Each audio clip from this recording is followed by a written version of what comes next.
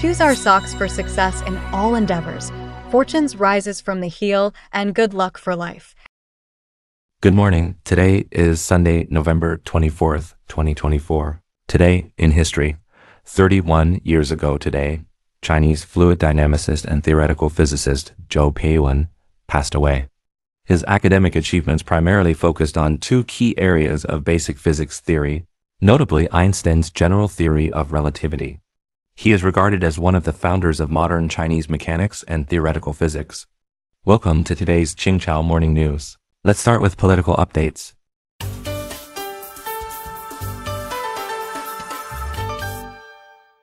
South Korea demands loan repayment from North Korea. According to Yonhap News Agency, South Korea's Ministry of Unification recently stated that it will respond firmly and principledly to North Korea's violation of South Korea's property rights and is considering demanding repayment for loan losses caused by North Korea's destruction of inter-Korean communication lines.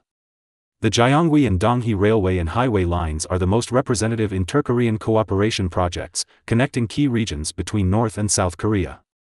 From 2002 to 2008, South Korea provided North Korea with loans totaling $132.9 million to support the construction of these transportation projects. According to the original plan, the final loan amount would be determined after the completion of the projects.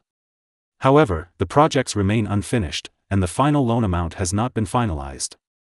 A senior official from South Korea's Ministry of Unification noted that North Korea's destruction of the Gyeongui and Donghae lines could be interpreted as a declaration of its refusal to repay the loan.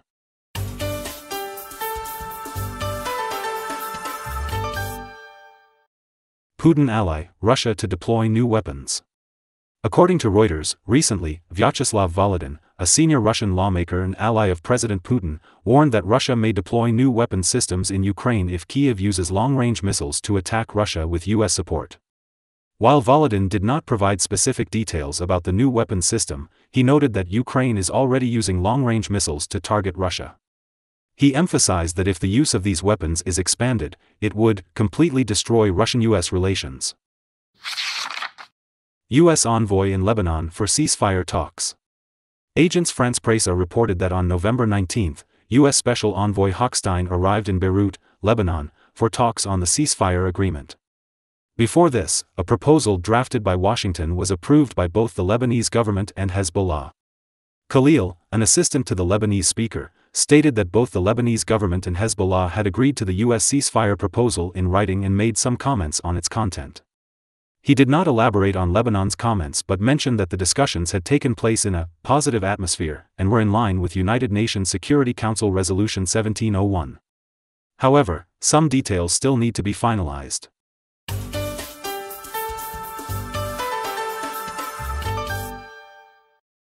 Thousands of UK farmers protest inheritance tax. According to Reuters, on November 19, the British government's budget bill requiring £1 million farm operators to pay taxes sparked protests. Thousands of farmers took to the streets, arguing the inheritance tax would destroy family farms and threaten food production. They demanded its abolition. The budget, announced last month by Finance Minister Reeves, states that starting in 2026, individuals inheriting farms worth over £1 million must pay a 20% inheritance tax. Previously, farms were passed down tax-free. Farmers argue they face unfair competition from cheap imported produce. Despite high land and machinery value, farm profits are low, and the inheritance tax may force descendants to sell land to cover the payments.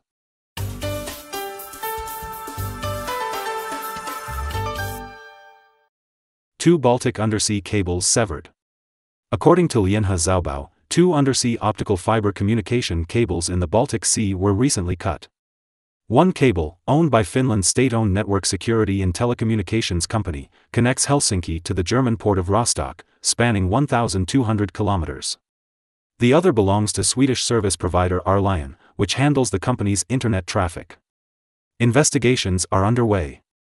The United Nations noted that the incident echoes previous attacks on natural gas pipelines and submarine cables in 2023, as well as the 2022 Nord Stream gas pipeline leak. The UN emphasized that Russia's war on Ukraine and malign actors' hybrid tactics threaten European security. Over 200 children dead in Lebanon.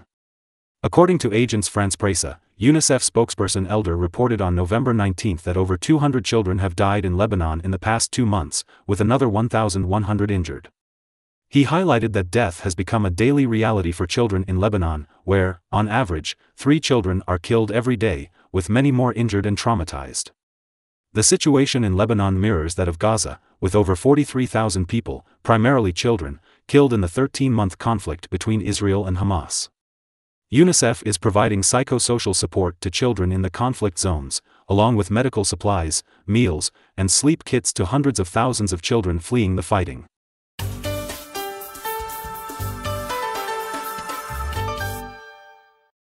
Headless mermaid found in Thai waters. According to Bangkok News, a dugong carcass was recently discovered in Phuket's waters.